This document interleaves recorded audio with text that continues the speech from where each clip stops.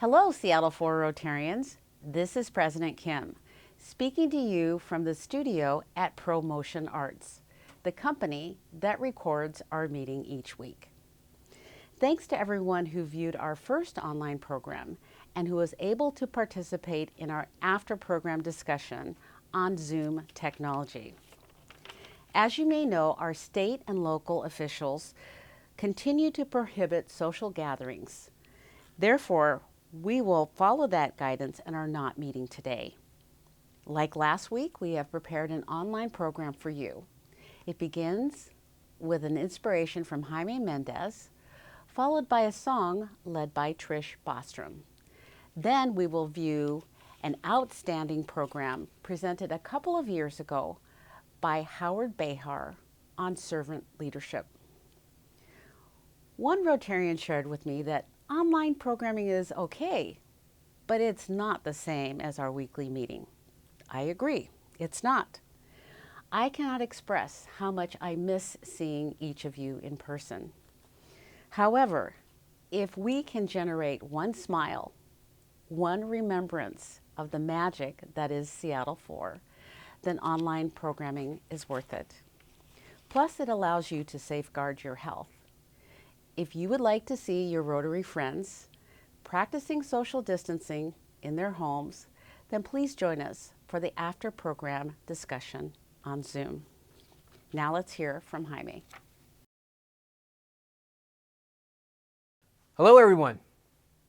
We transform communities. We take action locally and globally. We are people of action. This can be read at the Rotary homepage, and those words echo the truth in the grandest of chambers. 4 days ago marked the first days of spring. Many parts of our beloved earth sparks a revolution of new life. The harshness of winter is behind us, ushering a new dawn of beginnings. Let us use this as a reminder to ourselves, no matter how terrible winter got, we still gave a chance to new life. Flowers begin to bloom, trees begin to green, birds swing the sweetest melodies. These sights and sounds can warm the soul, a regeneration of clearer understanding of one's purpose, giving a greater perspective. This is our moment. Some of you watching this have been to the heart of a deeply negative environment, whether it be in any of the 7 continents, on a desert, on a mountain, on a jungle, our neighborhood. We are people of action.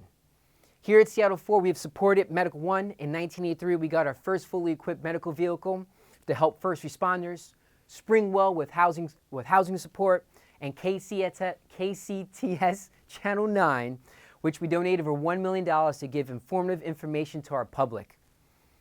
Our story has many more chapters to go of solving problems we can't dream of. Our impact will still be felt for days, months, years, decades, and centuries to come. Motivation is all around us. Growth involves change, and change allows us to adjust our settings accordingly, a reassurance that we are navigating on the correct voyage. There's a familiar analogy I like to end on, and it's not the amount of times you've got knocked down, it's the amount of times you get back up. And we at Rotary have been getting back up for over 110 years and plus. Thank you.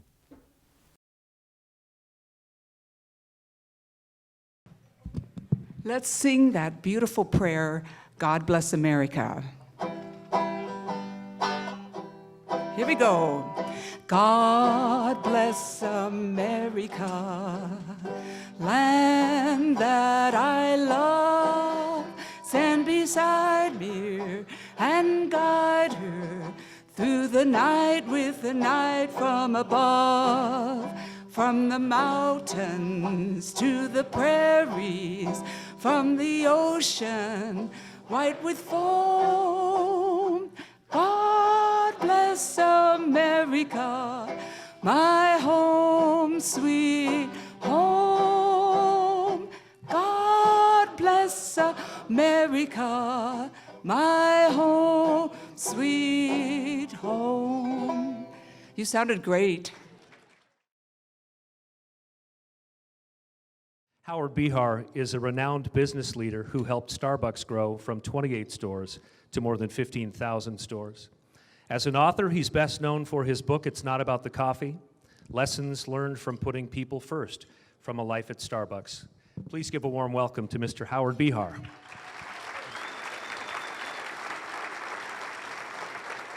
to have you here. Sorry, I think I got my mics mixed up. You'd think a TV guy could get that figured out. This one's still on good. So Howard, I've heard you speak over the years a couple of times on leadership, and every time I come away learning something new. Take me back to the early part of your career. What's your earliest memory of work and leadership as a kid? Oh, it would probably be my father. I was about 8 or 9 years old, and my dad had a small mom-and-pop grocery store by the University of Washington between Thackeray and Latona on 45th that he opened before the Depression. And he had charge accounts in his store. Remember anybody old enough to remember those? You'd go into the grocery store and you'd charge it and get billed at the end of the month. So one day, I was after school and I was standing by the front counter, and there was a customer and he was adding up on his machine. There was no cash register at that time, no computers. It was just an adding machine, and he'd write it on a slip. And he said, "Howard, would you go get me a couple of baskets of strawberries?" And so I went and got a couple of baskets of strawberries, and I brought them up to the front of the store, and I watched my dad take the 2 baskets of strawberries and put them in the bag, and the customer walked out the door. And I was old enough at that time to know that he hadn't rung those up. I didn't see him write them down anywhere. And so after the customer left, I said, "Dad, you forgot to charge the customer for those strawberries." And he just looked at me and he said, "Howard, not everything we do in life do we get paid for. These people are not only our customers, but they're our neighbors and our friends. And I happen to know that they like fresh strawberries, and I also happen to know right now they don't have much money to pay for things. So it's my way of doing something for them." And that was my first lesson in putting other people first and in leadership. Because what my dad was teaching was that you have to learn to lead yourself first. Right? And that means that you have to learn how to treat other people. And so that example has stuck with me my whole life. And, it kind of formed, one little example you wouldn't think would do much, but that stayed with me my whole life. You say in the early years, and you were in the furniture business in the early years, you said you told me on the phone the other day that you were kind of unconscious about who you were and what leadership was. What do you mean by that? And when did that start to open up? Well, some of you have probably heard the term unconscious competency and conscious competency. So unconscious competency, basically what it means is that you're good at what you do, but you can't teach it. You just do it. Conscious competency means you're good at what you do and you can teach it. So I was an unconscious competent about myself. I mean, I had a smile on my face. I liked people, and people seemed to like me and responded to me, but I didn't know why. And I didn't think about what my values were, what mattered in my life. I was just Howard being Howard, or Howie being Howard, Howie is what they used to call me. And so I ended up reporting to a guy that made me a conscious competent about myself first, about who I was, what mattered to me, and what my values were, and how those values inform the actions and the decisions that I took in life. Because values are just words until they turn into action. And so, he taught me to be conscious about that. And once I was conscious about myself, then I got interested in what makes other people tick and why does it work for other people. And that put me on a journey of being a conscious competent about leadership and primarily about myself first, but about how to lead others. Who in the room remembers Thousand Trails? Remember the Thousand Trails, the camping? How many were actually members of Thousand Trails? Not one. Maybe that's why we remember it as something in the past. But Howard had some significant leadership experience at Thousand Trails. The thing that struck me when we spoke the other day was a quote from your assistant during that time of crisis. Tell the story again, if you would, of that lesson at Thousand Trails. So you're looking at a guy that barely got out of high school. I had a couple of years at Everett Junior College. It wasn't called community college at that time. What I was really good at was beer, and by the time I left Everett, I got really good at scotch, which didn't make my parents very happy, but it worked for me. And so I ended up going to work for Thousand Trails, and along the journey of Thousand Trails, at Thousand Trails, the company got in trouble, and the guy that was the president got fired. And I put my name in to become president of the company because I thought I could turn it around. Well, you know, you always got to be careful what you ask for because you might get it. Well, I got it. And so I'm there about 3 weeks, and I'd never seen all the information or all the numbers. And I get in the job, and I figure out we're in trouble, right? And we got to do something. And the only thing we could do is cut costs. Well, so, you know, I'd never heard the word layoff. Well, now I was part of the group that had to figure out what we were going to do and how to cut costs, and we had to lay people off. So I called a meeting with all my direct reports, and we sat around the table and we laid out a plan of what we were going to do and what departments would have to cut costs and how many people would have to go. And those times it wasn't computers, so my assistant was making all the notes, and she typed them all up on the IBM Selectric. Remember those? And then the head of human resources took the plan and went to the copy machine and made a copy, only she left the original in the copy machine. So this was a Friday afternoon. By Friday night, the drum beats were going around Thousand Trails like you can't imagine. So I was getting one call after another, and people were asking, is this true? Is this true? And I was frozen, you know, so I called a meeting for next morning, Saturday morning, with my team again. I said, what should we do? And so, you know, I went around the table, and 2 or 3 people said to me, well, Howard, just deny it. You know, just say it. Just, you know, sounds familiar, doesn't it? Yeah. Yeah. So, you know, and then I went around, and my assistant was the next one, and I said, what do you think we should do, Lori? And she just looked at me in the face. She said, Howard, only the truth sounds like the truth. Only the truth sounds like the truth. And I said, you know, Lori, you're right. So on Monday morning, I called a meeting for everybody in the company.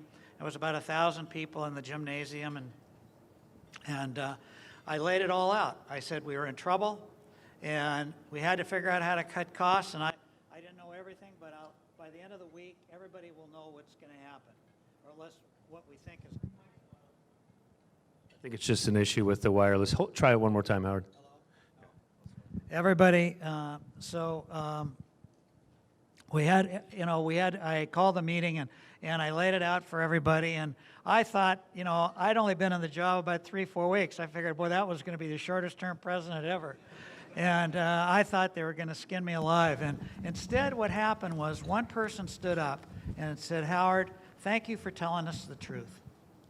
And you know, I don't know if I'm going to be one of the ones that gets laid off, but I'll tell you, I will help you during this process no matter what happens. One by one, everybody in that gymnasium stood up and committed to doing it. It blew me away, and it was probably one of the most valuable lessons that I've ever learned in leadership. Trust your people. They can deal with anything if you tell them the truth. What they can't deal with is when you lie to them. And because then trust breaks down, and you know what happens when trust breaks down? The relationships break down. It's exactly what happens in a family, happens in a business. You can trust your people with the truth, and I've carried that with me. You know, I was in my early 30s at the time, and I've carried that with me, and it has served me well my whole life. One thing that you say is important is to show people that you care about them. You started writing birthday cards to every Starbucks employee. And I don't know, you were writing 3,000 a month at one point? Right. Birthday and anniversary. Birthday and anniversary cards. What do you think the impact was of that? And did you ever get carpal tunnel syndrome?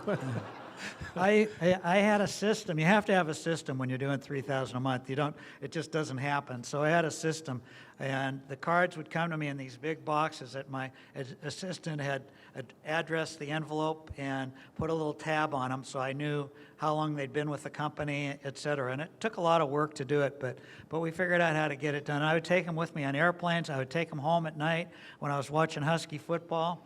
Not Wazoo football, Husky football. Okay. Yeah. Okay, this interview is over right now. And I would sign the cards, and I would write a little handwritten note in every card. Even if I didn't know the person, they got a note. And the ones that I did know, I would write something more personal about it. And, you know, I always believe it's the small things that happen.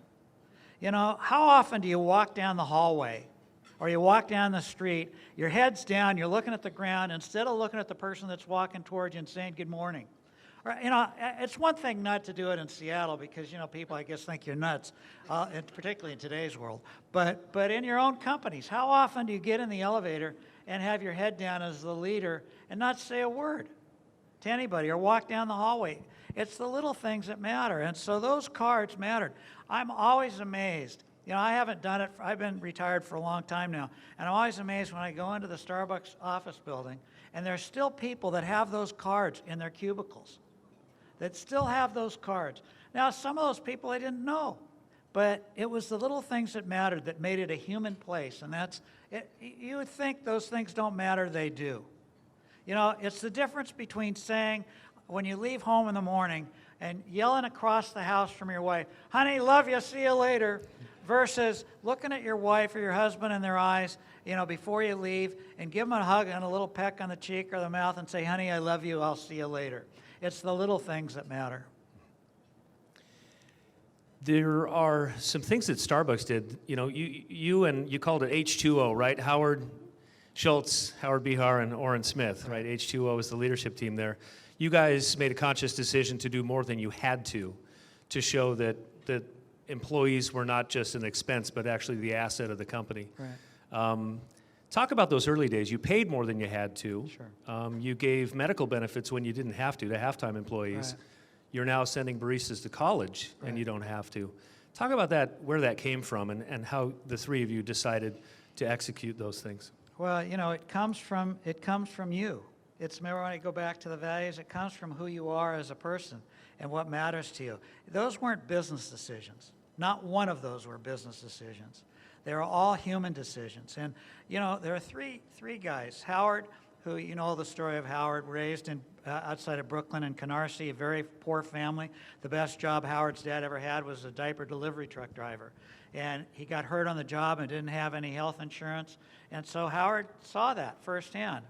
Orrin Smith, raised by a single mother, had a household in Chehalis, Washington, never had much, and me, raised by two immigrant parents that came here without anything, couldn't even speak the language, and, survived the Depression. So we all came from this same place, that we never forgot our roots and our core, and we never got too good for our britches. And so we decided that we were going to do it. We were going to make it about people. We wanted to be able to walk down the hallway at Starbucks, look everybody in the face, and say we're in it together.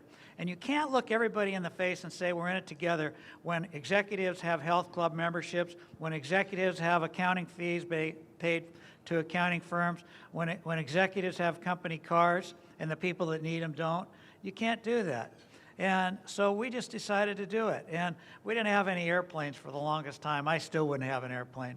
So if you own stock, send a letter to Schultz, get rid of the airplanes. But you do things to take care of your people first and take care of yourself last, right? Just like hopefully our parents did. I mean, I remember the days when, my parents had nothing. My dad was a mom and pop grocer. I mean, they basically just had survival, right? And, my mom would buy me clothes before she'd buy herself clothes. Now, I had to, they were always too big when I got them. They're the right size about the middle year, and they're too small by the time I wore them another year. But she always put clothes on her kids' back and first, because that's who she was. And that's what it takes in our organizations. They know, your people know the difference. They know whether you care more about yourself or you care about them. And that's what counts in life, and that's what we always wanted to do. We earned plenty of money. It wasn't Starbucks, we weren't poor. We made plenty of money and the stock did really well, but you can't do it on the backs of your people. You got to do it with your people. And so that's why we did what we did. And they still, I'm proud to say, still do the same things. We don't always get it right. They don't always get it right, but eventually they do, and that's what counts in life. There was a time when some customers sent some letters in that really had an impact on you.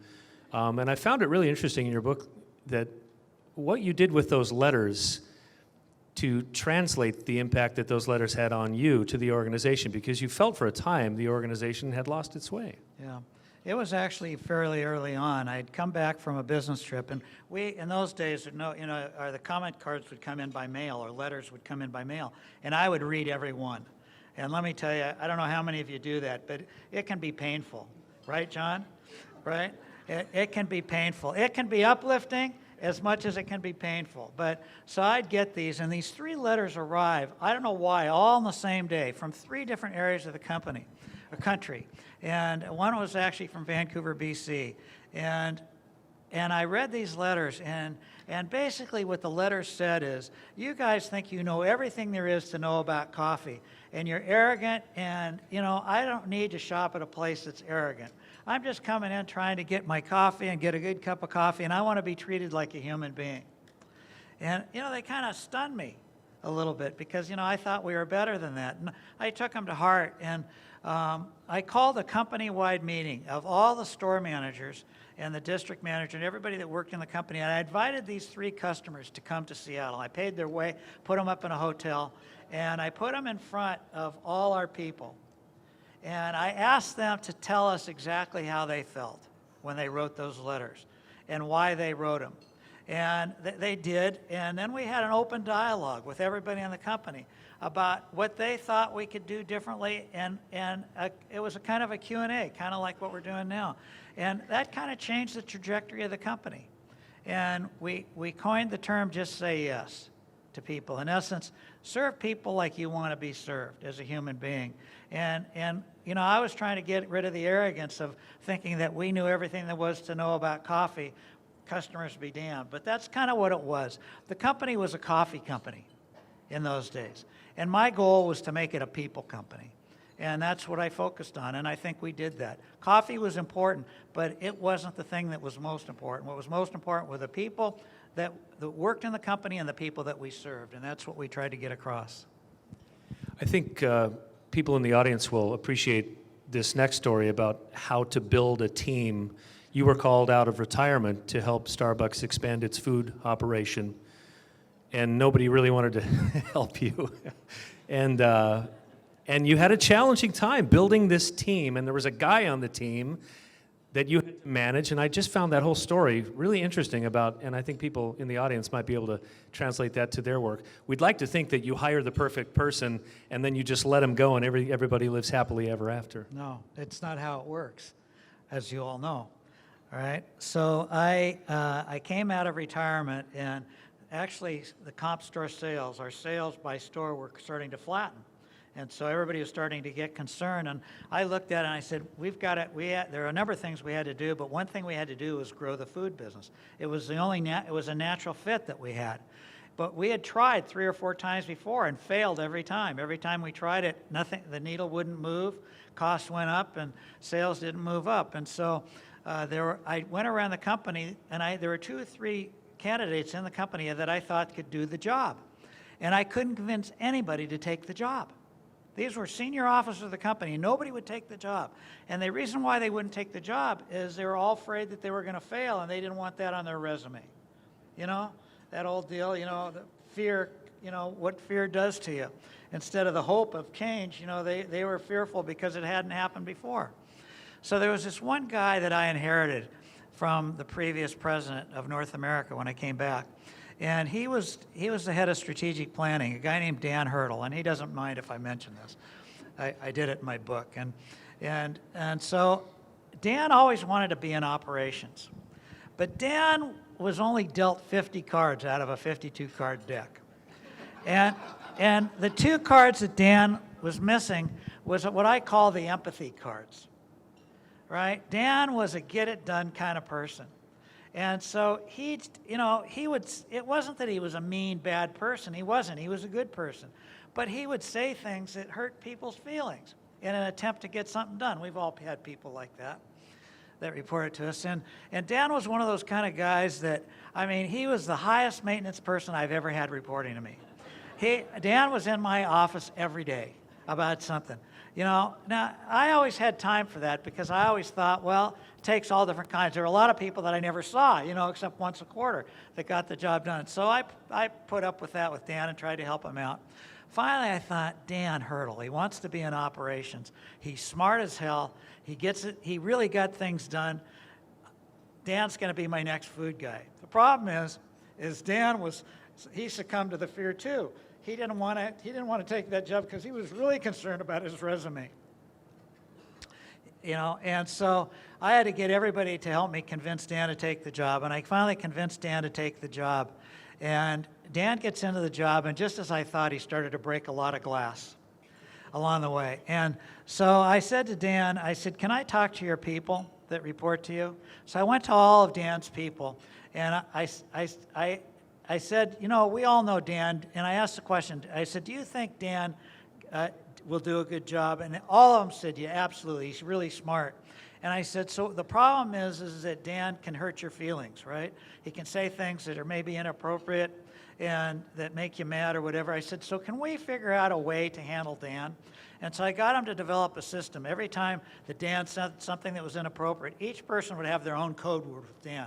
So if Dan said something they didn't like, somebody might say the color blue, and Dan would go, oh yeah, blue, and he would, and he would, you know, come out of his stupor, and he would pay attention to people again. Well, I will tell you that Dan turned the food business around. He was the one that said we had to put ovens in our store. Now everybody was, including Schultz, was against putting ovens in our store, and particularly the CFO at that time, a guy named Mike Casey. He didn't want to spend the money. Of course, at that time, you know, I didn't need the job, right? I was still on the board, but I said, so you don't want ovens in the stores? Here are the keys, right? You want to run the place? Run the place. I only want to do it in 300 stores because Dan believed, and we did it. And that changed the business because then we were able to warm things, and we went to breakfast sandwiches, which totally changed the business. And now, of course, we went from about 8% of sales to the goal on Starbucks is 25% of sales for food. And that makes a huge difference in our stores. So a guy like Dan Hurdle, right, you had to put up with his idiosyncrasies and help his people understand him, but he made it happen. One more question, then I want to open it up for Q&A from the audience. One thing that I've always been fascinated about, Howard, is how when a company scales up from 28 stores to 15,000, how do you preserve the integrity of the DNA?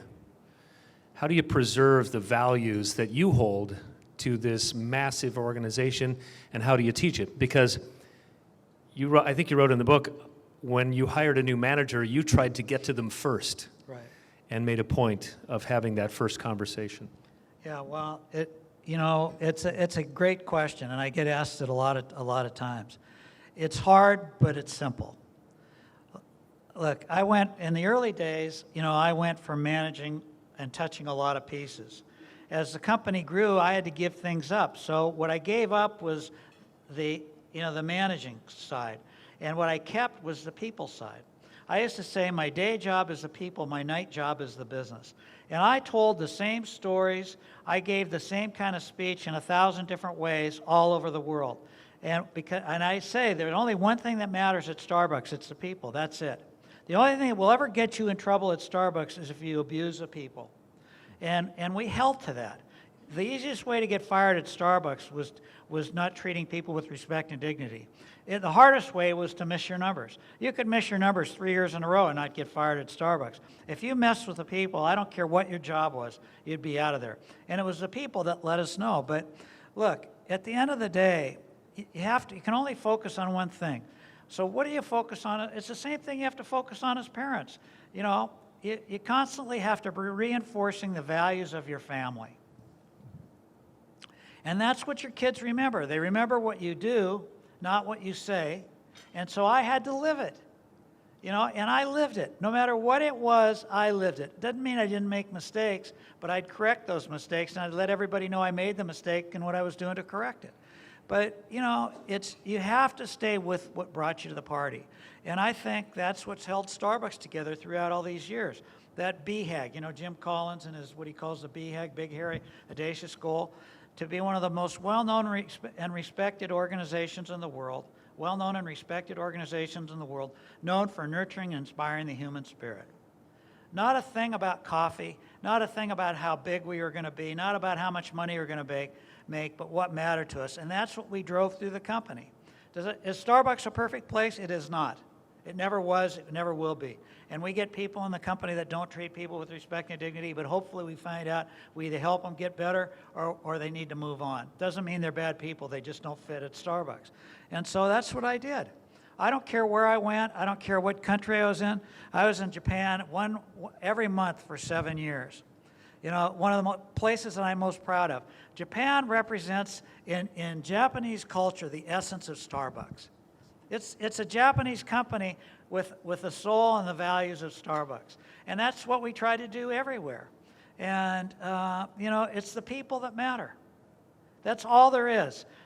There's not one person, there's not one job that any of you will hold, or not one thing you will do in your life that isn't about serving other human beings. You know that by this organization. It's what this organization stands for. Why is it that we forget? Why is it that we forget that? There's only one role that human beings have, and that's to help other people have a better life.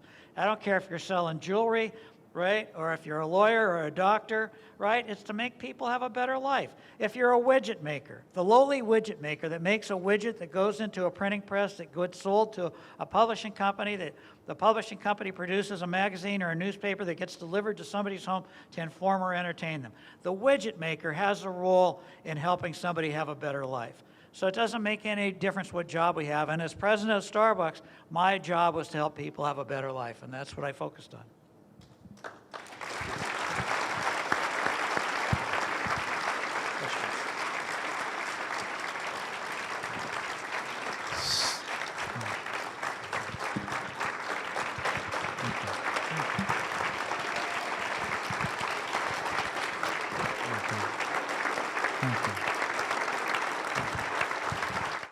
Thank you for viewing this Rotary online program.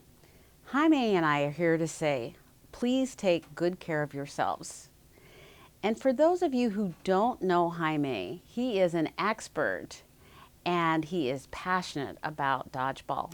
So Jaime, what is a tip that you would share with everyone to stay safe in this time of coronavirus that is related to dodgeball? Thank you, President Kim. I appreciate the challenge, and this one's kind of tough. I'm going to have to go with teamwork. That's the biggest key of success in dodgeball, is making sure you have good communication among your teammates and ensuring you got each other's back. So if we could give those fundamentals towards what's going on in our life, that'll go a long way.